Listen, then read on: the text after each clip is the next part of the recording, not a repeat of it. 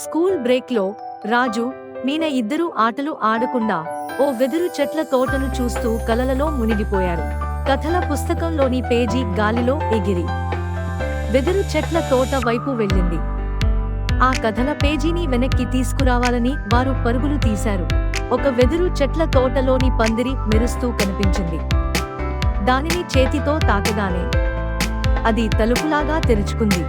ఆ చెట్టు చూపిన మార్గం మంచి మార్గంగానూ, ధైర్యం ప్రసాదించేదిగానూ, అద్భుతాలను సృష్టించే మార్గంగా అనిపించింది. వెదురు తోటలో ఉన్నది పచ్చని జీవితం. ఎలా అంటే అక్కడ మాట్లాడే పక్షులు, వర్ణాలుగా మారే సీతాకోకచిలుకలు. ఇదో కొత్త ప్రపంచం. వారు మంచి మార్గం ఎంచుకోవడం ద్వారా ప్రతి దృశ్యం ప్రేమ, మానవత్వంతో నిండిపోయింది. అక్కడ ఒక వెదురు బాలుడు ఒంటరిగా కూర్చుని ఉన్నాడు. అతను నవ్వడమే మరచిపోయాడు. చివరికి వెదురు కలుపు మూసుకుంది.